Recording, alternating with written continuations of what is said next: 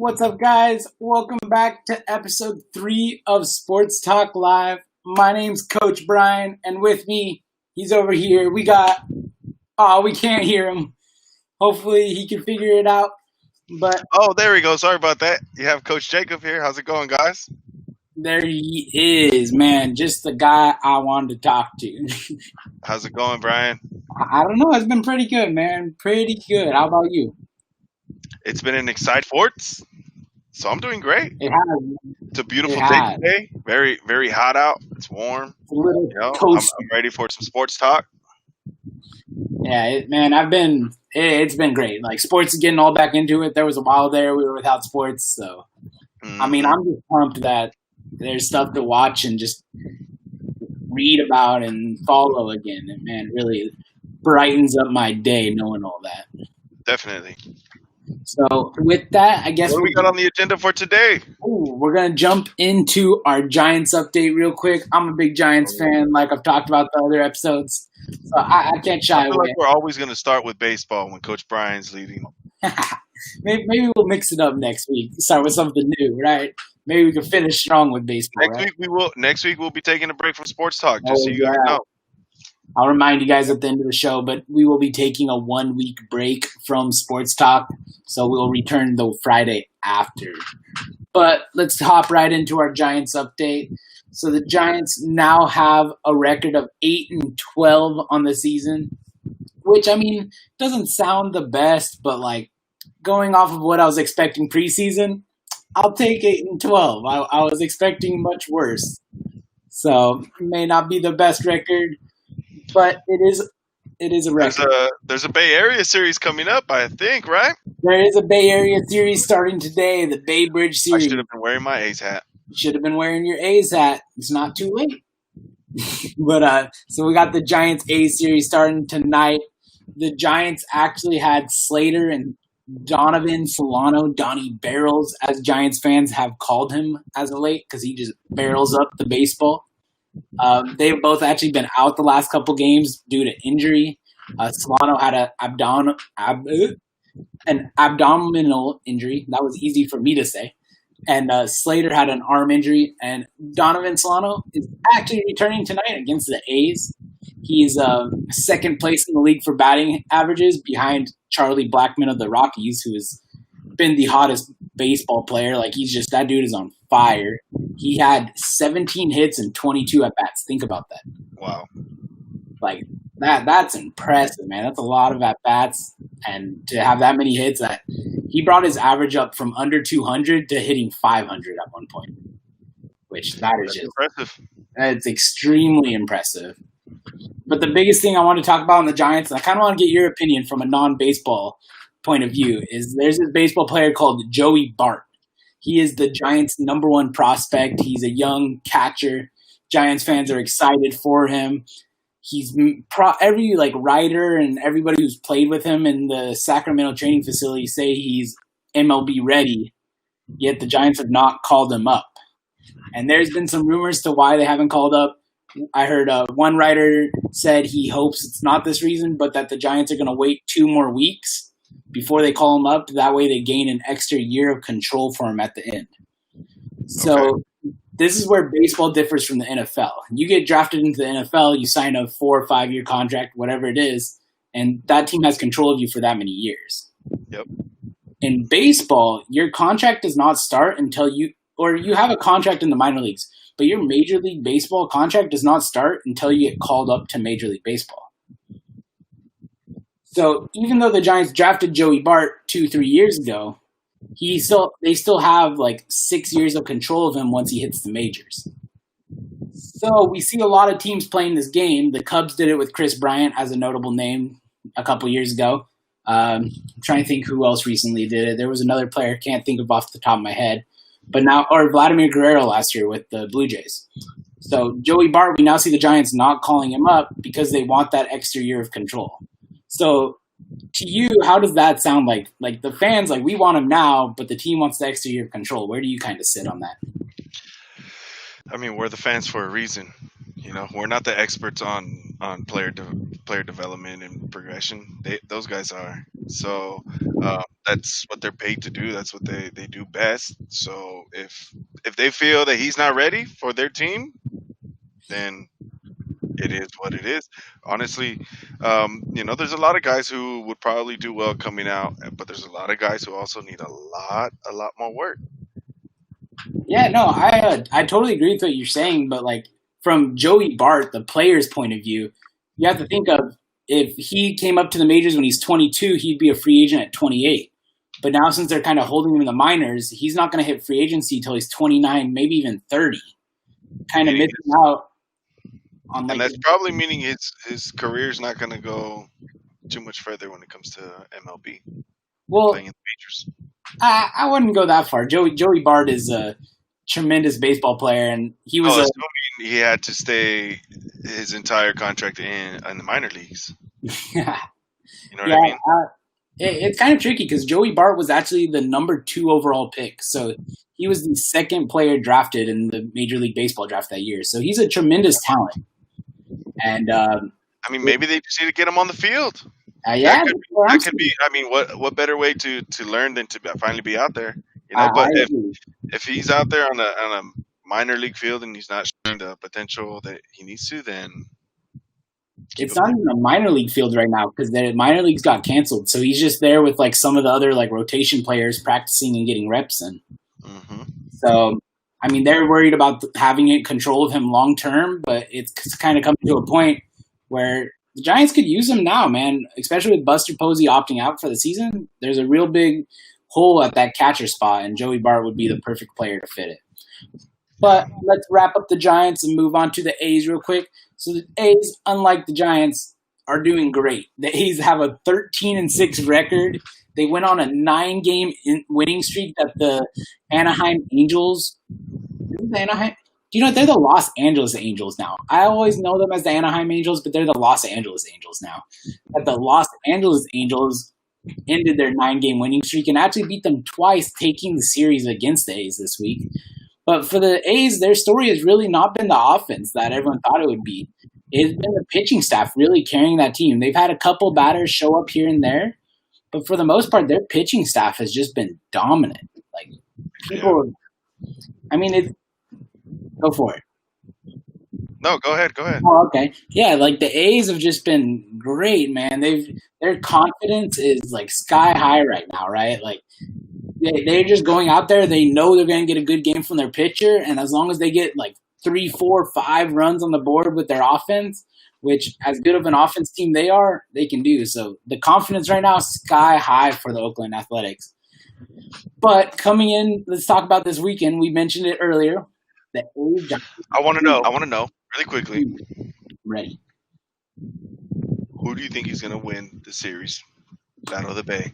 Oh, that's what I was about to jump into. So we got our Giants versus the Oakland Athletics this weekend. It's going to be interesting. Let me pull up the probables of who's going to pitch because that's really going to sway who I think wins. As I pull those up, though, I'm going to give you my prediction right now while you pull up your probables, because what's probably going to happen is that the Giants are going to get swept by the A's. Swept? Ooh, I don't know. There's a probability for you. I don't know about that one. So the thing that kind of makes me question that is one of the A's best players, their center fielder, Roman Laureano, is actually suspended for 4 games. So he will not play a single game in this series against the Giants. He received that suspension for a situation that happened last week against the Astros. So he will be missing this series. So the Giants are going to have Kevin Gausman pitch. Gausman's been really good. He's been one of our best pitchers. So I'm excited. Ooh, the A's have Luzardo pitching. He's been insanely good along with Montaz. Ooh, man. You got to respect that. These guys are coming in with extreme confidence right now. Yeah. And, okay, my real prediction was A's take 2 out of 3. Okay, but I wouldn't be surprised if we sweep them. Oh man, I don't think it's going to be a sweep. I think the Giants will be able to pull one of the games out. But as much as I want to believe in the Giants can win the series, the baseball fan inside of me, the rational side, the A's are probably going to win the series 2-1. I'll give you that one. I'll give you that one. I got to be honest, right? And when I really look at this series, honestly, I think the A's have the better offense right now. The A's have the better pitching staff right now. So maybe I believe the Giants will be able to pull one out. Hopefully two. I would love it, but I'm not too confident on that one. So we'll just we'll leave it. Are you gonna be watching the games this weekend? Oh, 100%. There's a game that starts at 6:45 tonight. So actually, as soon as I hop off this, I'll probably go out and pull it up on the TV and watch. Yeah, I hope you invite your family and watch it with your family over some healthy snacks. Healthy snacks, right? That's all Veggie about. tray. Those are magically Veggie delicious. trays. Got my water bottle here. See, I'm starting off healthy. Yep, I always have water. Works out, man. Works out. Some more exciting things happen this weekend now, Ooh, or this week.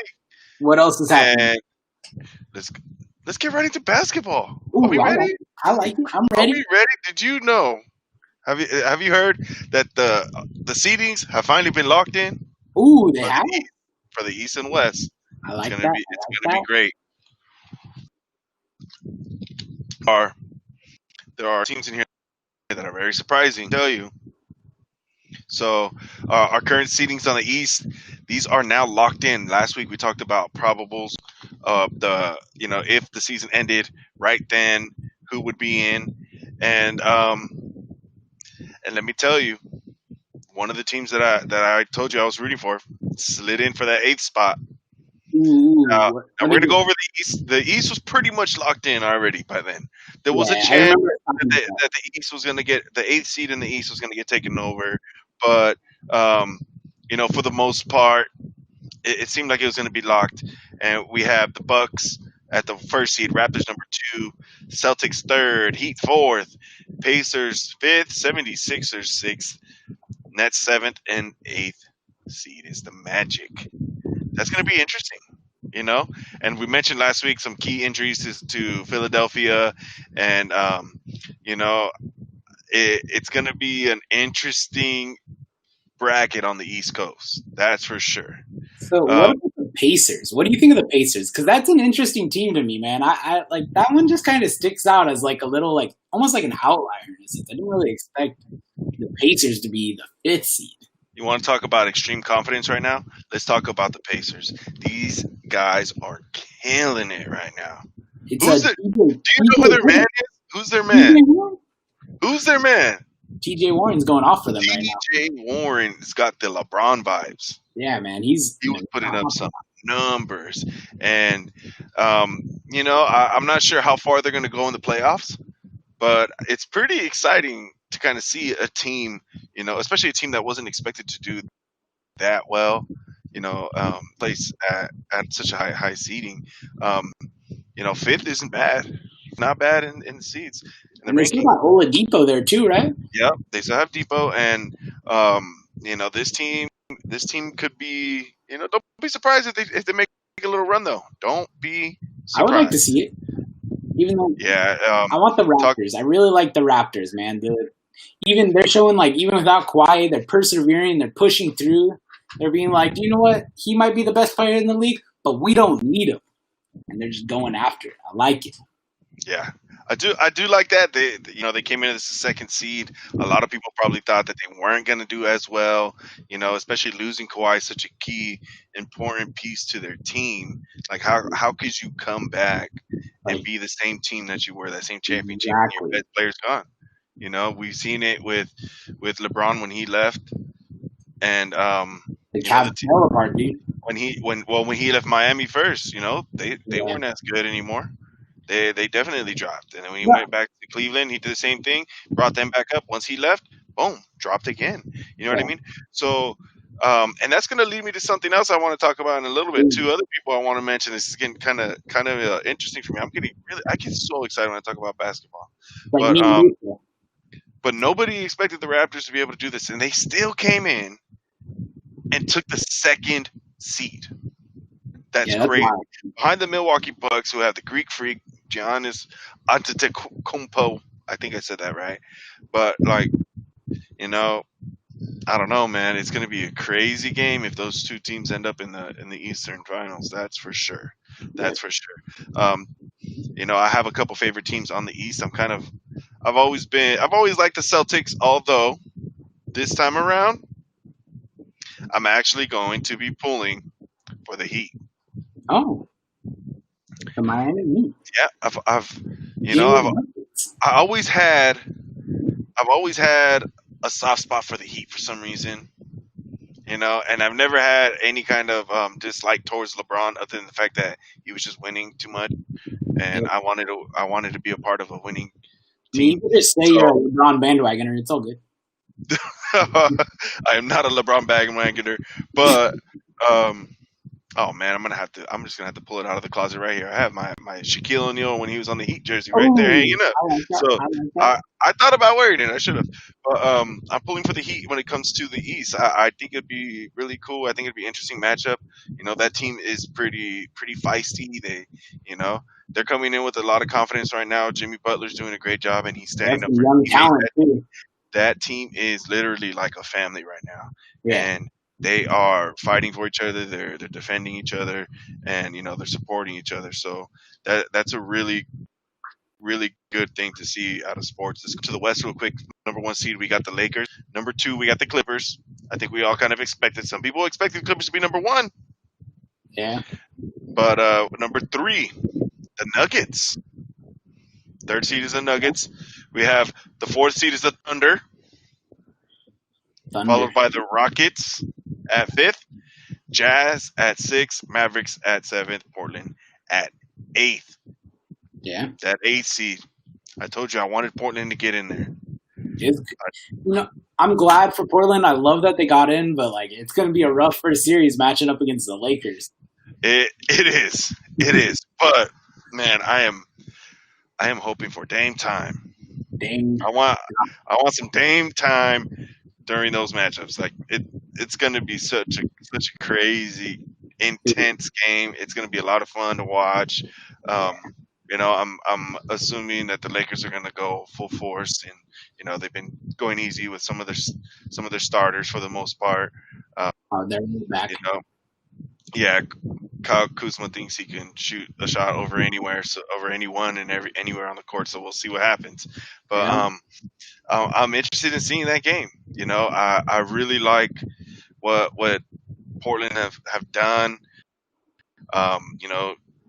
Dame just joined Elite Company. Okay, third 60-point game of the season.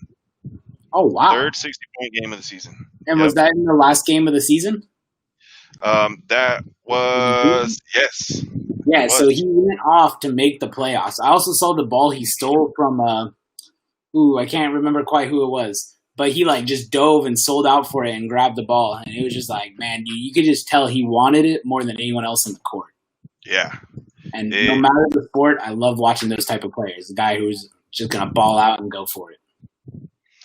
Yeah, he's a competitor. And he's a Bay Area guy. How could you not like him? He's a Bay Area guy. He's from a place very close to us. He's from Oakland. So it's like Marshawn Lynch.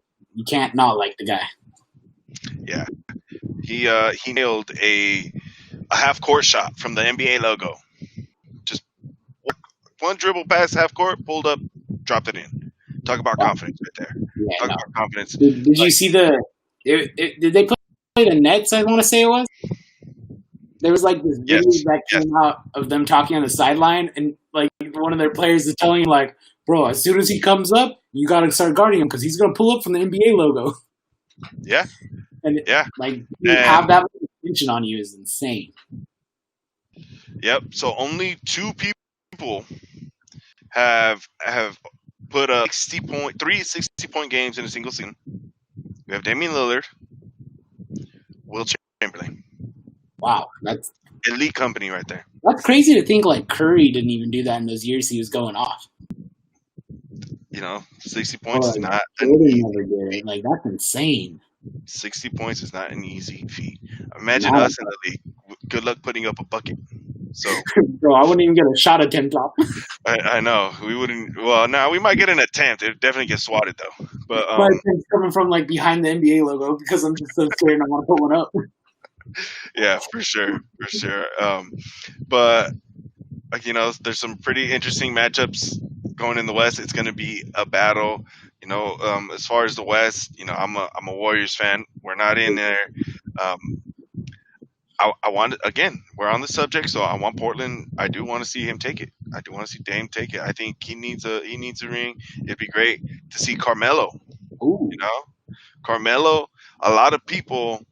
I'm gonna kind of jump on towards the next subject. A lot of people doubted Carmelo. He got released from the Knicks. Didn't find a team for a little while. Got signed to the Rockets. Yeah. He was there for 10 days before getting cut. Everybody's thinking, he does not belong in the league. He's washed up, all that stuff. You know what he did? You know what this guy did? Talk about perseverance. Talk about confidence right here. This man, resiliency skills. Yes. He went straight to the gym, worked out, training hard, kept going. And mind you, he's not a young man anymore. He's what, 35? 30. You gotta work harder when you get up there, man. You see it in like baseball and the NFL all the time. So a lot of people are thinking, he's done. Yeah, these older guys, man, they know what it takes, so they know how much work they have to put in, and they grind. Exactly. But he's a veteran at that, so I'm glad to see that some success on his end. And he came in, he came in to play as a role player, and he's proven that he's more than that.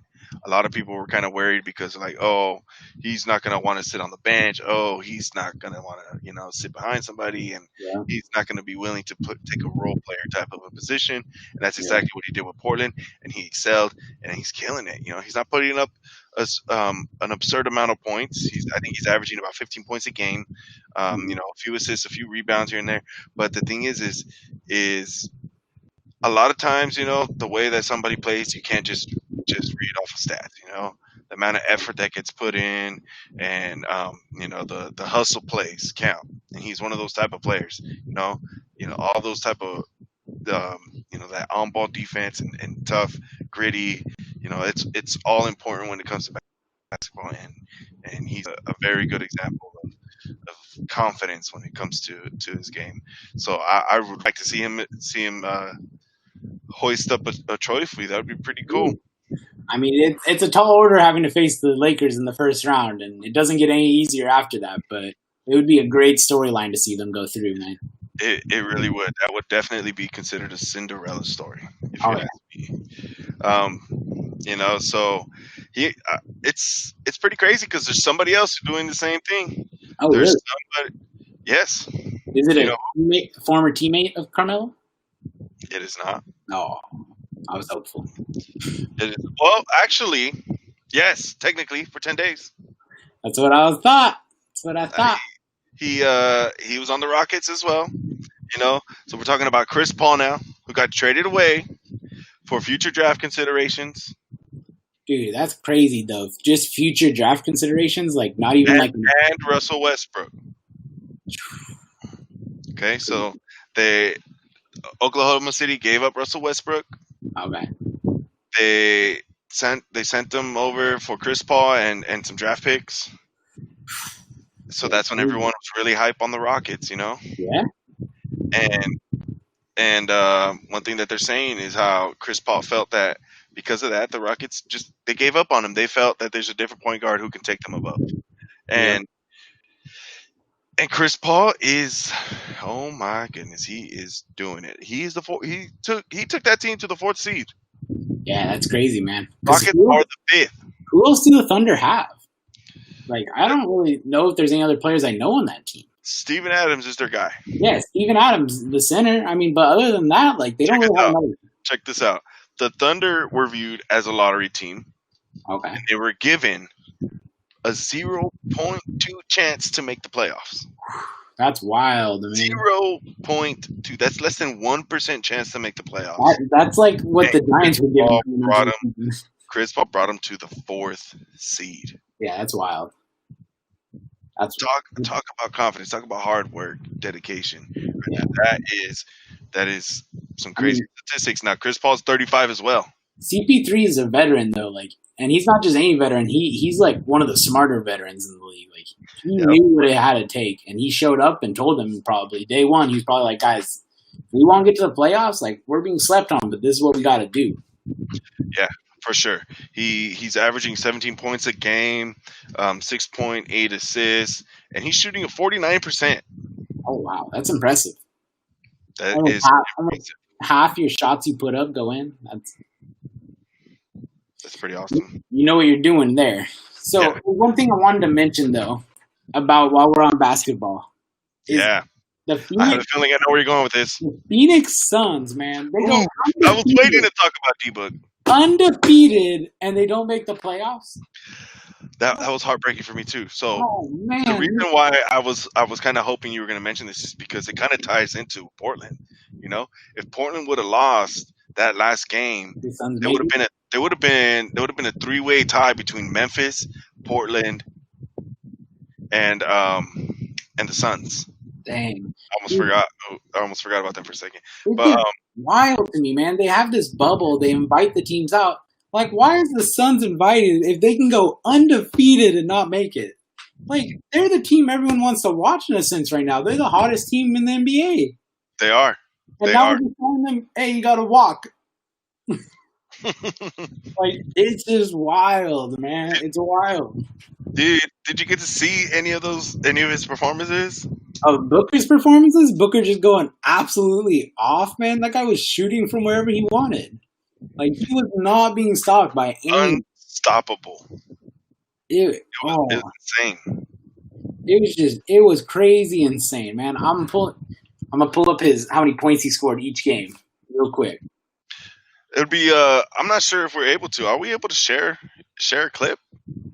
I don't That know if would we can share screens, but I can read off what he did, what they. Okay, let's do that. So I know it's right But here. Devin Booker tonight. You know, I know we're talking about a confidence a lot today. So that man right there, though, whew, Yeah, he brought that team. You know, they came in there hopeful, and they left with extreme confidence. They did not lose a single game, and that was what was the most unfortunate to me, was that they played so well when they came into the bubble, yet they literally did that they put on the best performance that they could during that 8-game span. They literally did, and still weren't able to make it. It's unfortunate. You know, some teams had more wins during the season before it had gotten canceled. So it, you know, obviously, even though they went undefeated in the bubble, you know, So unfortunately they the still last, can't fight the home. last 8 games, he went 27 points, 35, 35, 35, 20, 35, 30, 27. Sheesh. Dude, that's 4 35-point games, man. That's insane. Along with the 30-point, and let's see how many assists he had along with those. He had 4, 8, 10, 6, 7, 6, 5. Like, it's not like he was just shooting, man. He was just that entire offense almost, just taking over the games. Hmm. It's just wild, man. Like, I feel for the Suns, man.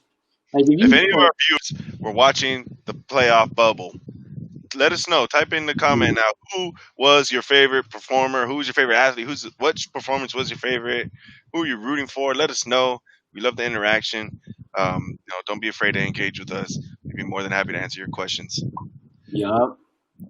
Man, just the Suns. It's heartbreaking to me, man. I'm a Warriors fan, and I'm feeling for them. My heart aches for the Suns.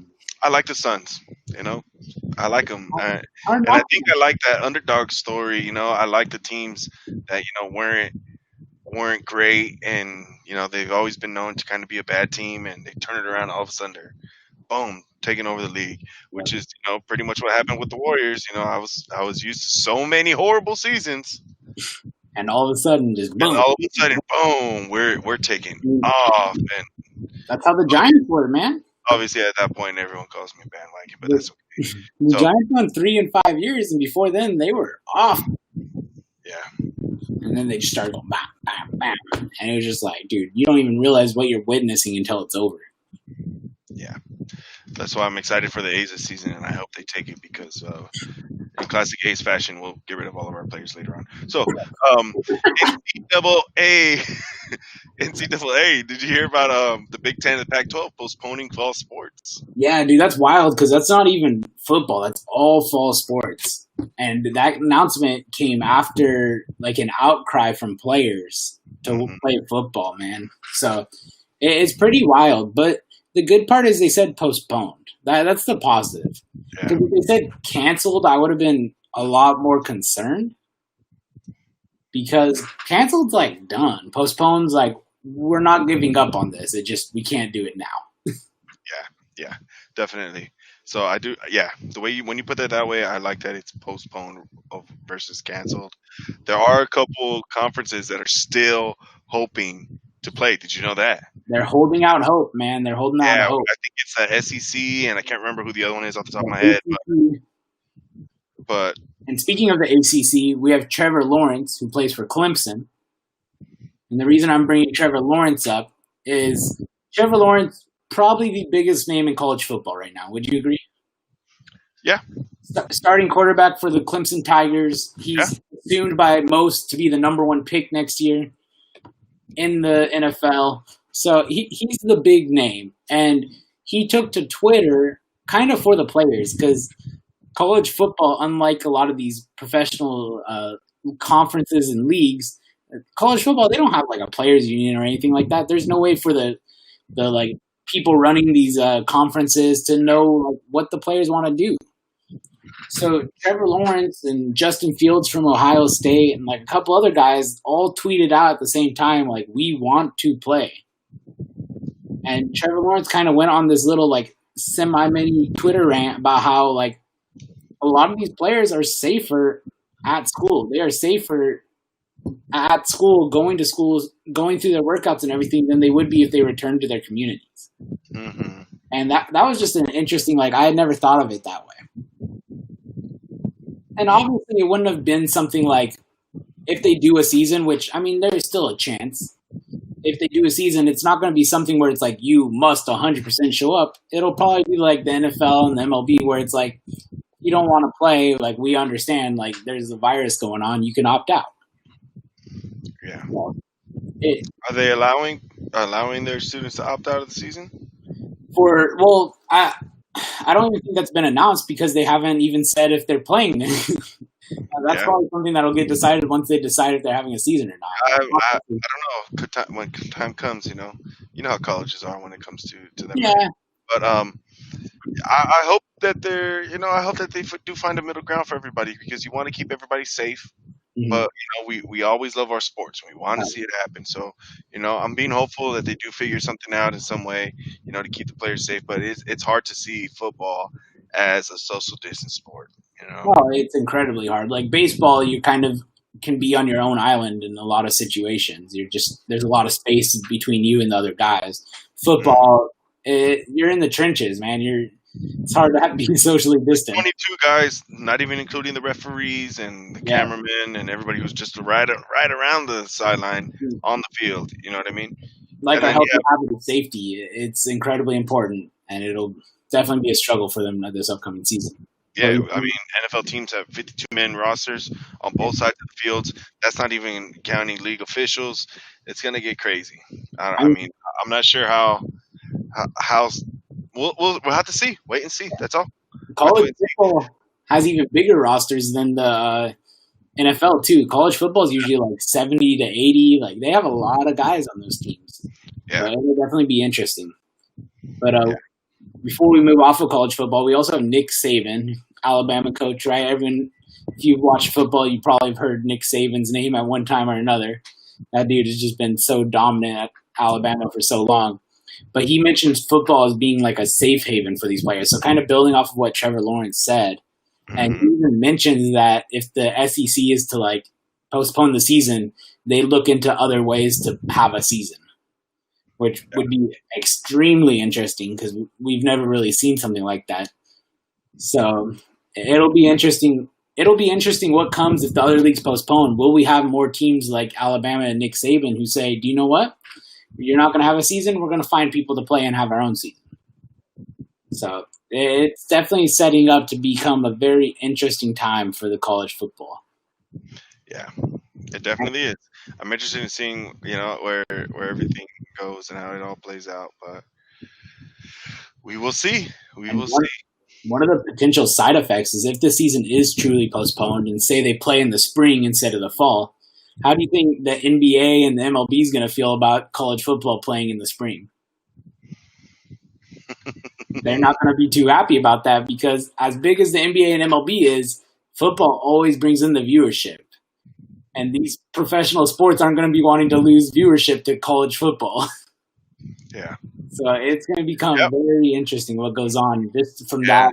Usually, college football fills in the void for NFL and vice versa. Yeah, so. It's when you're bored on Saturday and there's no NFL on. It's like I'll watch some college football. I don't know who any of these guys are, but I'll watch it. Yeah, definitely. How I've always looked at it personally. Yep.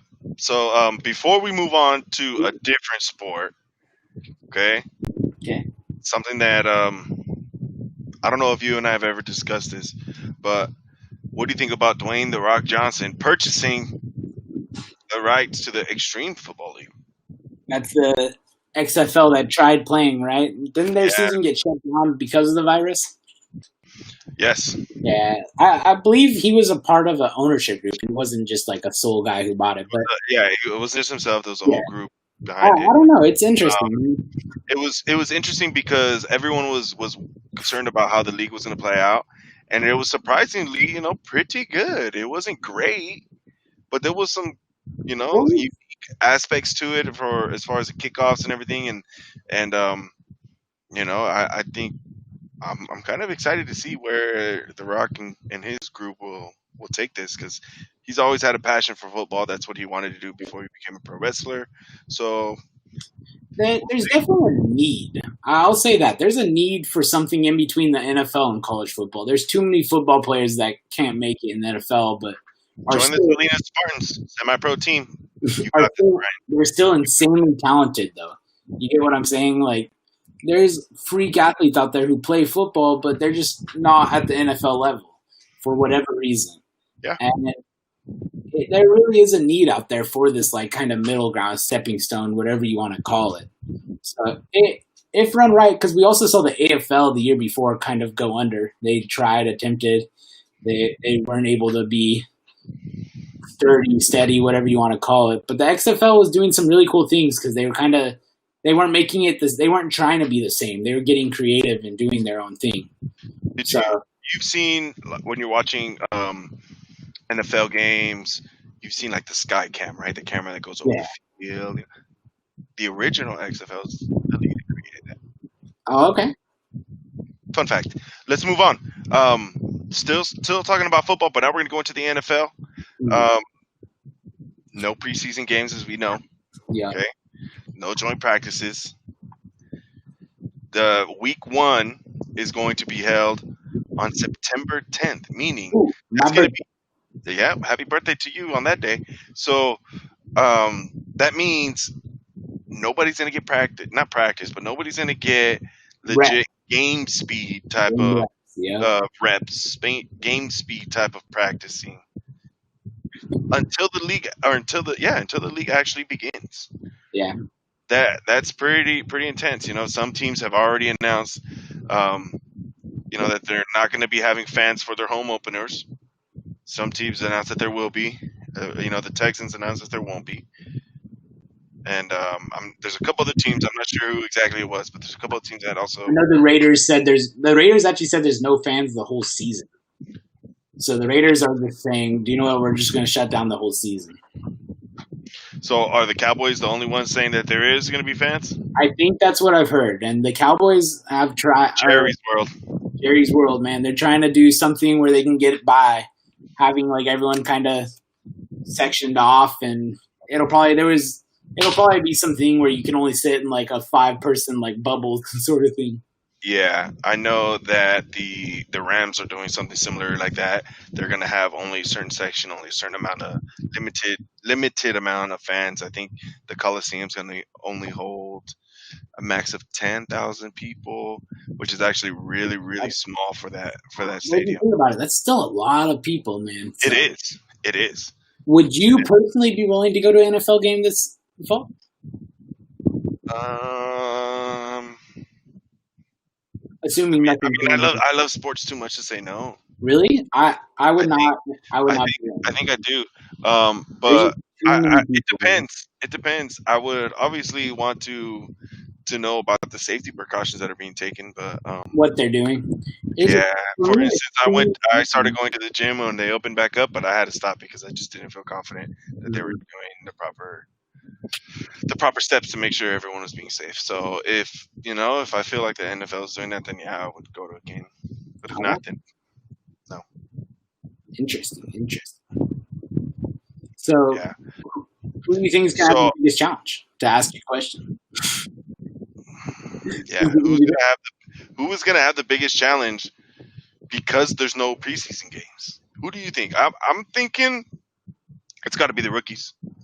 Oh, for sure, man. Got to be the rookies. There was no rookie training camp. None of those like things they always go through, man. Like, Yeah, it was a whole different scenario, a whole different feel, a whole different aspect to the draft and oh yeah, you know becoming a part of the league as a rookie for them. So it's definitely not what a traditional player goes through. So I mean, I you think think about it. The rookies used to get a tremendous amount of extra help from the coaches, and like all of that's been almost cut in yeah. half. Yeah, and I was going to say that preseason time is important for rookies because that's when they get a lot of their playing time, and that's where a lot of the rookies that are not as well known can develop and build their confidence and learn the game speed and use that to help them excel further on and make the team into the season. So yeah, the rookies are going to have a hard time with that. Some of the younger players will probably still have a difficult time with it, but I'm excited for football. Can't wait Yeah. till fantasy football starts. Yeah, you gotta love fantasy football. Maybe we can get a fantasy football league going with our viewers. Yeah, if you guys are interested, let us know. Let us know. Sports Live Fantasy Football. We'll be live. We'll be willing. That'll be a lot of fun. But one thing I think you're really going to see this upcoming season is who like loves to work out and who's kind of like I'm here for football. Because you're really going to see like there wasn't as much of the teams watching the players in the off season. There wasn't their off season workouts. Like usually we have that OTAs, the off season training workouts, and all that. A lot of players were linking up together and having their own private individual workouts and doing We're things really like gonna that. see who's like in. I feel like especially with like no like preseason, you're gonna see people show up week one and just be gassed. Yep. Like, their stamina is just not gonna be there. You're gonna have star running back, star receivers who are just like halfway through the game, like, dude, I gotta take a couple snaps off. Like, I can't do this right now. And then you're gonna see the ones who are just in crazy good shape, just outrunning everyone on the field. So it's setting up for a really interesting season for sure. I mean, professional athletes are getting paid so much money to be in good shape. You would hope they could. They better not be up and buffing on the field, but we know they're going to be. So then we got the Jamarcus Russells of the world who's getting paid millions of dollars, and you can't. I forgot about that guy. I didn't, sadly. Raiders fans, he's scarred into my mind. I'll never forget Jamarcus Russell, man. Never, ever, ever. What do you think? Do you think the same, or are the rookies going to have the hardest time, or is there anybody else or anything else? It's going to be interesting, man. Like, for sure, the rookies, like, naturally, I think it's hard to say they won't have the hardest time because the rookies, as is, always have the biggest learning curve transitioning from the college game to the NFL game. There's just so much that is different between the game speed and all of that. So it's really going to rely on the veterans, in a sense, to catch the rookies up. Be like, look, I know you were the best in college. Look, I know you could dominate college easy. But the NFL is not going to do big leagues now. Because everybody in the NFL dominated college like you did. Yeah. Because that's why they're here. So it's really going to come down to that, man. It's going to be interesting. We got to see who's going to show up and who's not. Definitely going to be Going to be a fun season. It's going to be interesting. Leadership is going to be more important this season than ever before. I really do think so. Oh yeah, Like, for sure. because what's going to happen when something like the Marlins or the Cardinals in baseball, when like a couple guys on your team get the virus and they're out, like you can't. The leaders of the team can't let the morale drop. Like it's going to be so important to not let the morale drop. Yeah. So, I'm a Panthers fan, as you know, and we acquired a player recently who was a former Raider and replacing the likes of Luke Kuechly. I actually don't know who you acquired that's a former Raider. If it's a linebacker, Whitehead. I'm not excited for you. Who? If it's a linebacker, I'm not excited for you. It's Whitehead. Tahir Whitehead? Tahir Whitehead. So he was really good with the Lions, and the past couple of years with the Raiders, he's not been amazing. I'll put it at that. He's good against the run, against the pass. He's a suspect at times, but he has all the potential, man. I really hope he can do good, man. I liked him. I've been hearing nothing but good things about him. He's being a good leader for a team, he's taking quite a few of the rookies that are going through those same challenges under his wing, which is pretty cool to see, you know. And Luke Kuechly is working with him directly, so hopefully he can. I really hope tighten up the screws a little bit and bring us back that dominant linebacker that we need. So Kuechly's still around the team helping out. Oh yeah. Oh, that's super cool. Actually, I didn't know that. So that's gives me optimism about Tahir Whitehead. I mean, Whitehead was good on the Lions, so hopefully he could refine that. Like he always did cool stuff for Raiders fans on social media before games. He'd give out tickets every single home game. Wow. He was on his Twitter going like, respond to this or send a video like this, and I'm going to pick someone and give them free tickets. And like every single home game, he did that. So his fan interaction and like fans loved him. It was a love relationship because he got burned a lot on the field. A lot of tackling. But hopefully you can figure that out, man. I want to see him do good. Yeah, definitely. While we're on the subject of football, and I know we're running out of time, but a couple good news or a piece of good news for the Bay Area and San Francisco 49ers. George Kittle with an extension, 5-year. They gave him the $75 million extension. They gave him a trip to the bank. That's quite a bit of money. That's a lot of money. And I believe that's the highest paid tight end in history at the moment. Is it? Wow. Yeah, that's pretty crazy. Yep. I mean, it's hard to say he doesn't deserve it. The thing I would be worried about is like, I don't know. Like, I feel like kind of last year was his first year where he really, really went off. Yeah. So that kind of made me a little nervous. I don't know, man. He was amazing last year. He is a force. You cannot. I mean, even if you play fantasy football, you'll completely understand. There was no tight end that was worth, that was putting up production and producing like Kittle, other than Kelsey. What about my guy Darren Waller? Darren Waller went off last year. Darren Waller. He did good fantasy wise, but I'm talking about like an impact on the team. Like you're sleeping on no tight end had an impact on their team the way Kittle did. Not even Kelsey. Kelsey, he's a great tight end. I will easily he can be considered second best in the league right now behind Kittle. But I just want to point one thing out. Waller had more yards and more catches than Kittle did last year. Not Kittle. No, Kelsey. I said the wrong name. Oh, wait, no, then Kittle. He had more yards than Kittle last year. You're sleeping on my boy Darren Waller. Yeah, what about this most? You're talking about this most recent year? Yeah, I'm talking about last year. He had 90 catches. Kittle had 85. He had 1,145 yards. Kittle had 1,053. So you're sleeping on my boy. How many touchdowns? Kittle had 5. Waller had 3. I'm just saying. Are you saying Waller deserves $75 million? Waller's going to get his contract. And you know what? You want to talk about like a good story? Like Waller has like one of the best stories in the NFL. I don't know how many people know about his story, but like that guy was about to quit football and was at the lowest point of his life, and he made a comeback, and now he's considered arguably a top 3 tight end. So Kittle, I'll give Kittle props. he actually has more yards per game than Waller did last year. So because Waller missed a couple games, or Kittle missed a couple games, I think.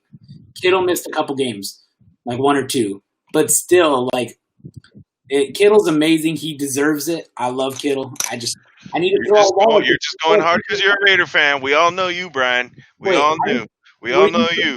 By Waller's stats I just read though. What's that? Did Waller's stats kind of throw you off there? You didn't expect that, did you? I just know that you're gonna pull for anything involving the Raiders to go over the 49ers as much as possible. So I didn't look up those statistics myself. I have to do it myself in order to believe it because I know you're a biased Raider fan. So, I'm all about the stats. That's my major. I'm not gonna lie about stats. You do love stats because as our boy Pepper said. Oh, you like the stats? I like the facts. I think you've said this every week on the podcast. But I think I mentioned this on our first episode, but either way, Brian, you want to finish us off with our last coverage on? So really quick, we had the Champions League on our soccer. We had Barcelona and Bayern Munich square off, and it was a big game. Everybody was paying attention to, and a lot of people were excited. And Bayern Munich came out and shocked the world with an 8-2 win over Barcelona. So when you hear an 8-2 win, what do you think, Jacob? Like for a soccer game? Like, do you even think that's a soccer score? No. Like, dude, I hear that score and I think baseball. Barcelona beat Bayern, or Bayern beat Barcelona 8-2 in a baseball game. Okay, it sounds legit. Yeah, that's crazy. I don't know what was going on there, but yeah, man. I mean, neither of us are the most soccer-oriented people, but I saw that scoreline and I knew it was a big game, so I really wanted to mention it, dude. An 8-2 win by Bayern. That's crazy. Yeah, that is. Do you have a favorite soccer team? Ooh, favorite soccer team. I mean, I wouldn't really say I have a favorite one. I probably like Madrid more than Barcelona, even though Madrid's kind of going through a rough patch right now. But, I mean, I like watching the Earthquakes because they're the local team. It's fun to go to an Earthquakes game. San Jose Earthquakes, that is. But I love watching. And it sounds like you're a fan of the Bundesliga team. Bayern? I'm actually not really that big of a Bayern Munich fan. I just know they're a big name. They're a good team.